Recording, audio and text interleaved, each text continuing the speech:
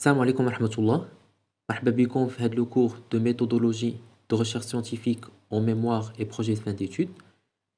Au cours de ces séances, on discute les éléments cruciaux qu'il faut respecter en matière de méthodologie de recherche scientifique pour bien élaborer un mémoire ou bien un projet de fin d'études.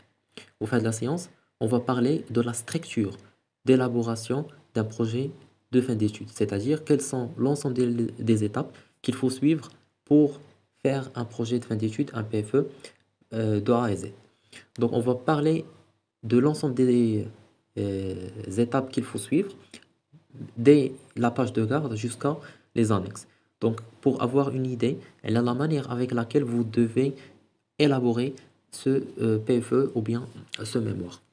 Donc, pour commencer, tout d'abord, il faut savoir c'est quoi un PFE. Tout d'abord, quand on parle d'un projet de fin d'études, c'est généralement un travail de recherche qui est réalisé à la fin du programme académique de l'étudiant. C'est-à-dire, ملي كنهضر على un projet de fin d'études, c'est le travail de recherche de fin de cycle.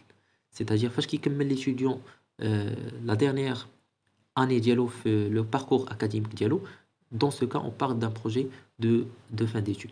Que ce soit au niveau de licence, on parle d'un PFE en troisième année, ou bien en master, on parle au niveau de deuxième année, ou bien en cycle doctorat, bien sûr, à la fin de troisième année. Donc, généralement, à la fin d'une formation universitaire, il est également connu sous d'autres appellations, selon les pays ou les institutions. Peut-être il y a des pays qui appellent mémoire de fin d'études, ou bien projet de fin de cycle, ou bien la thèse de fin de cursus, etc. Donc, l'ensemble des appellations selon les pays et les institutions. Donc, le PFE, il constitue souvent un élément crucial de l'évaluation finale du cursus et qui permet à l'étudiant de démontrer sa maîtrise des connaissances et compétences acquises au cours de ses études. C'est-à-dire, le projet de fin d'études, il constitue la maîtrise de l'étudiant pour l'ensemble des compétences et les connaissances acquises au cours du parcours académique. C'est-à-dire, le projet de fin d'études, l'étudiant, il est indispensable, il est disposé à remettre et émettre l'ensemble des connaissances déjà acquises le parcours.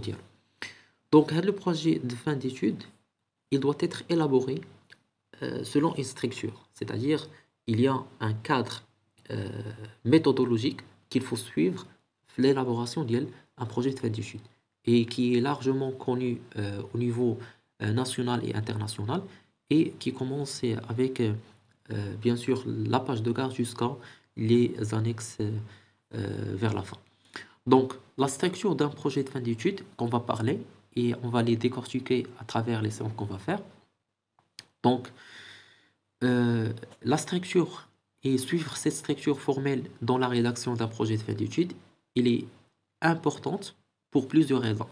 En premier lieu, suivre cette structure formelle de rédaction, il permet d'une organisation tout au long de la progression logique du document.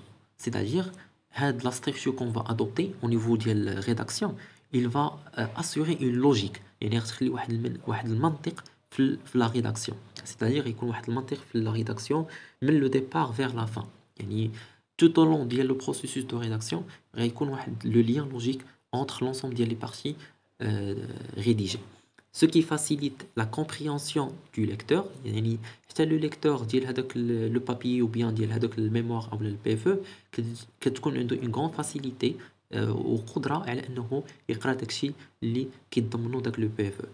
Après, une introduction clairement définie expose le contexte et les objectifs de recherche. Au niveau de la partie de l'introduction, alors c'est indispensable de clarifier quel est le contexte étudié et les objectifs de cette recherche au niveau de l'EPFE ou bien le mémoire.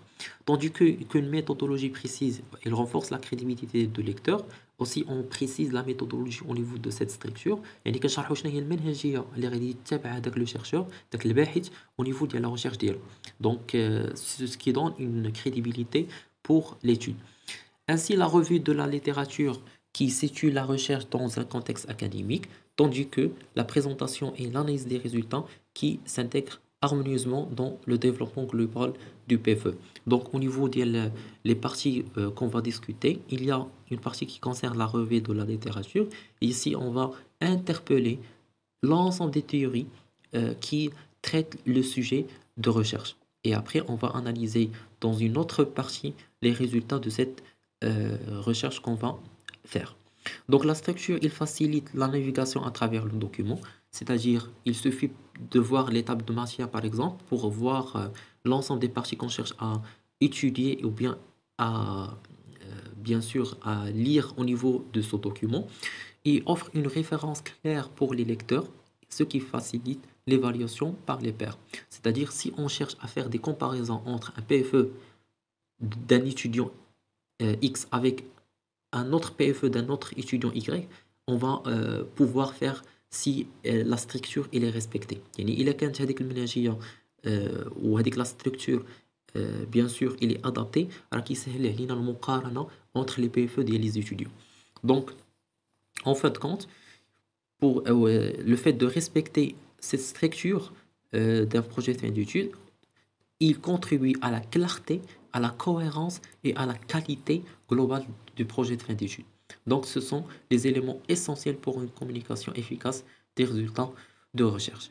Donc, ça, c'est pour savoir quelle est l'importance et l'intérêt de suivre une structure de projet de fin d'études. Maintenant, on va passer pour savoir comment elle est cette structure. Tout d'abord, la première des choses qu'on doit faire pour un projet de fin d'études, c'est la page de garde. Donc la page de garde, c'est le commencement de tout projet de fin d'études ou bien de toute mémoire. Donc la page de garde, il contient l'ensemble des éléments suivants. Premièrement, il y a le titre de projet de fin d'études. Donc le titre de projet de PFE, c'est le sujet de recherche. Et on va mettre notre sujet de recherche, c'est-à-dire quel est le titre de votre projet de fin d'études. Aussi, cette page de garde, il contient le nom d'étudiant ou bien de l'étudiante. Donc, c'est-à-dire votre nom ou bien le nom du chercheur. Ainsi, le nom de l'institution, c'est-à-dire auprès de qui vous avez souscrit cette recherche, l'établissement, l'institution ou bien l'université, etc. La date de soumission, c'est-à-dire en quelle année cette recherche a été soumise. Donc, c'est principalement l'ensemble des éléments que contient cette page de garde. Donc, la page de garde, il y a la première page qu'on va voir au niveau d'un projet de fin d'études.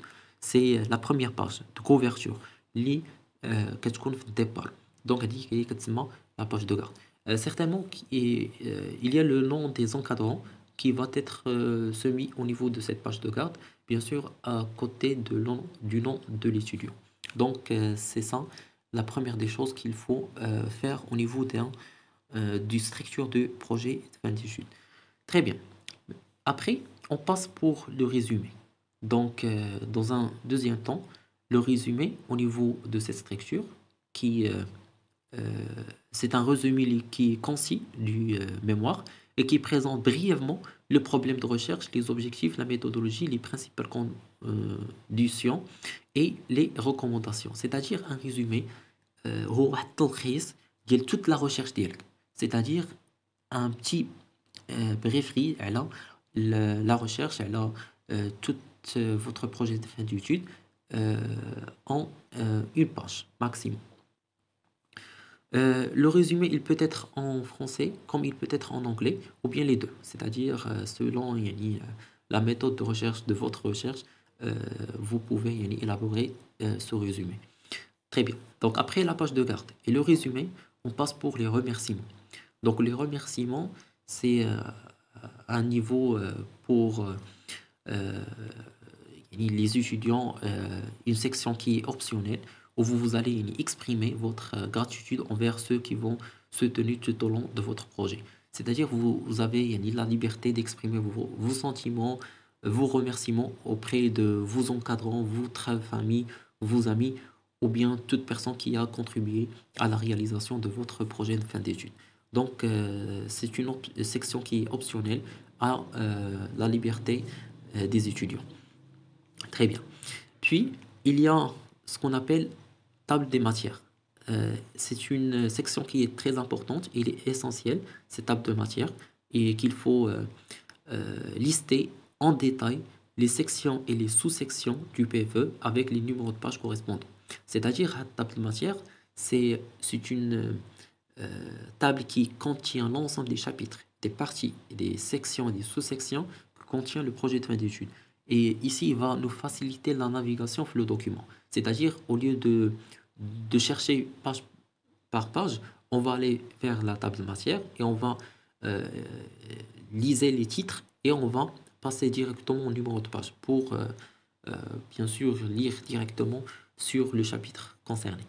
Donc, la table de matière, elle est importante. Après ça, on va passer vers l'introduction. Donc, c'est tout le recommencement du projet de fin d'études ou bien du mémoire, c'est l'introduction. On va mettre l'introduction aux yeux d'une présentation générale du sujet, c'est-à-dire on va présenter globalement et généralement notre sujet, de quoi il s'agit, le contexte de notre sujet, l'ensemble de ces éléments qui concernent cette introduction générale.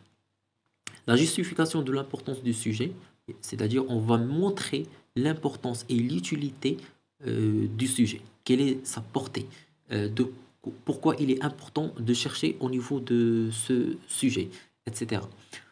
Et puis, on va déterminer quels sont les objectifs de recherche. Parce que le sujet, c'est un sujet qui est général. Il contient un objet de recherche qui est général. Mais les objectifs de recherche, on va préciser exactement qu'est-ce qu'on cherche à travers cette recherche. Donc, on doit définir quels sont les objectifs de notre, bien sûr, étude. Puis, on va définir le problème de recherche, une définition au niveau de ce problème et une organisation du document. Donc, c'est l'ensemble des parties qu'on doit respecter au niveau de cette introduction. Après l'introduction, on va définir notre problématique et objectif de recherche. Donc, la problématique, il est essentiel de faire à ce niveau-là. Et après l'introduction, on va passer vers la problématique, c'est-à-dire la question centrale de notre recherche. On va définir clairement le problème de recherche et une formulation explicite des objectifs de recherche à travers cette problématique. Donc, la problématique, c'est la question centrale اللي كتدور عليها la recherche ديالنا, c'est-à-dire de quoi on cherche à répondre à travers cette recherche. Donc, c'est la problématique qu'on va définir. Après ça, on va bien sûr identifier le contexte théorique ou bien ce qu'on appelle la revue de la littérature. Donc, le contexte théorique, c'est-à-dire c'est la partie théorique, c'est-à-dire l'ensemble des travaux antérieurs qui ont traité la même chose, qui ont discuté la même chose que vous. C'est-à-dire, vous allez interpeller l'ensemble des théories qui traitent le même sujet que votre recherche. يعني غادي تجمع جميع النظريات ولي زوتور اللي هضروا على les mêmes recherches في le sujet ديالك. C'est-à-dire, vous allez interpeller la revue de la littérature. Au niveau de cette revue de littérature, on va présenter les travaux antérieurs de recherche existants liés à votre sujet. Et on va identifier les lacunes dans les littératures, c'est-à-dire on va apporter une, bien sûr, réponse critique sur les travaux antérieurs et une justification de la pertinence de votre étude par rapport à les littératures existantes. C'est-à-dire vous devez, bien sûr, former un cadre théorique ou bien un modèle conceptuel sur la base des, bien sûr, des revues de la littérature et des travaux antérieurs. Très bien. Juste après la définition du contexte théorique et cette revue de littérature, cet ancrage théorique plutôt, on va passer vers la méthodologie. Et c'est une partie qui est très importante au niveau de toute recherche scientifique. Cette méthodologie, il va assurer une fiabilité au niveau de la recherche. Donc, cette méthodologie, on va faire une description détaillée sur les méthodes de recherche utilisées. C'est-à-dire, on va expliquer exactement quelles sont les méthodes et les moyens utilisés au niveau de la recherche. Et puis, on va justifier le choix de méthodologie. Parce que les méthodes, ils sont très différents. et on va justifier pourquoi on a adopté une telle méthode ou bien une telle méthode. Donc, la justification de la choix de la méthodologie, il est indispensable. Et puis, une description des participants, si applicable, c'est-à-dire si il y a des participants au niveau de notre recherche, on va les décrire, par exemple, euh, au niveau de l'échantillon, on peut décrire la population cible, si il est applicable. Le plan d'échantillonnage ici, il est indispensable, c'est-à-dire comment vous allez collecter les données, auprès de qui vous allez collecter les données, quelle population, quel échantillon, pourquoi vous avez sélectionné un tel échantillon, selon quelle méthode d'échantillonnage. C'est l'ensemble des éléments que ça qu'il faut préciser au niveau du plan d'échantillonnage. Et puis, les instruments de collecte des données. Par quoi vous allez voilà, collecter les informations auprès de votre échantillon tiré d'une population. Est-ce que vous allez adopter un questionnaire ou bien un guide d'entretien, c'est-à-dire l'ensemble des éléments qu'il faut préciser au niveau des instruments de collecte de données. Et puis, après la collecte des données, on va passer pour les instruments ou bien les techniques d'analyse des données. Quel outil d'analyse des données que vous allez faire? Est-ce que vous allez analyser à travers des logiciels tels que InVivo ou bien SPSS ou bien R ou bien des autres méthodes d'analyse manuelles, etc. Donc, vous allez préciser les techniques d'analyse des données que vous allez adapter. Après la méthodologie, il vient de faire la présentation et analyse des résultats. C'est-à-dire, on va présenter nos résultats de recherche. Et à ce niveau-là, on va présenter les données collectées, l'ensemble des données qu'on a tirées auprès de notre échantillon sous forme d'un questionnaire ou bien d'un guide d'entretien. On va les présenter au niveau de cette partie de présentation et analyse des résultats. Et puis, on va les analyser. C'est-à-dire, je vais les informations nécessaires dans l'étude de notre sujet. On va analyser ces résultats en relation avec les objectifs de recherche. C'est-à-dire, on va adopter les méthodes d'analyse qui sont déjà précisées. Utilisation des graphiques ou bien des tableaux ou bien tout autre support visuel. Donc, selon le besoin de recherche. Après ça, on va passer pour la partie qui concerne la discussion. Cette discussion, il contient l'interprétation des résultats à la lumière des objectifs de recherche et une comparaison des résultats avec la littérature existante, et une identification des implications pratiques et théoriques, l'imitation de l'étude et des suggestions pour les recherches futures. C'est-à-dire, au niveau de cette discussion, vous allez préciser de quoi vous avez sortir avec cette recherche. Quel est le résultat final? C'est-à-dire, vous allez analyser votre résultat en lumière des objectifs de recherche. Est-ce que ce que vous avez fixé au départ de la recherche, vous avez atteint votre objectif ou pas? Et vous allez préciser exactement quel est le résultat final. Et vous allez comparer avec la littérature existante, c'est-à-dire ce que vous avez fixé ou bien ce que vous avez consulté comme ancrage théorique dans la revue de la littérature. Puis vous allez préciser les limites de recherche, c'est-à-dire parce que toute recherche a des freins, a des limites, a des, bien sûr, des barrières qu'il ne peut pas dépasser. Donc vous allez définir quelles sont ces limites et quels sont les points d'amélioration et les suggestions pour les chercheurs futurs. Donc pour les recherches futures, qu'est-ce qu'il faut prendre en considération dans ce sens. Après, on va faire une conclusion générale sur le sujet et on va récapituler les points clés de recherche et on va répondre aux questions de recherche et une mise en avant des contributions de l'étude. Donc, si au niveau de conclusion, on va conclure tous les points clés essentiels discutés au niveau de cette recherche. Et pour finir, il y a une bibliographie qu'il faut citer, c'est-à-dire les références.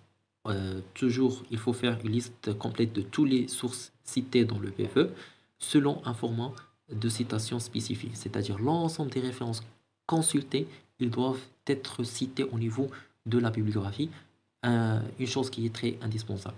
Et les annexes, qui contient toute information supplémentaire pertinente à l'étude, telles que des questionnaires, des entretiens, des graphiques supplémentaires, etc. Donc, au niveau des annexes, il faut faire tous les supports consultés ou bien qui sont supplémentaires et qui sont pertinents pour notre recherche. À titre d'exemple, les questionnaires qui sont déjà élaborés ou bien les entretiens, euh, bien les guides d'entretien, ils doivent être présents au niveau des annexes. Donc, c'est ça le cadre général de cette structure de recherche en matière de PFE, mémoire de recherche. Donc, il faut suivre l'ensemble de ces étapes pour bien élaborer un projet de fin d'études. Donc, بهذه هي الطريقة اللي vous devez obligatoirement présenter votre projet de fin d'études sur l'ensemble de ces étapes. Et à travers les séances prochaines, Inch'Allah, on va décortiquer l'ensemble des étapes, quels sont les éléments essentiels et comment on peut faire chaque étape pour avoir une idée encore plus à l'ensemble des structures de recherche. Donc, je vous remercie pour votre attention et je vous donne rendez-vous dans une prochaine séance, Inch'Allah.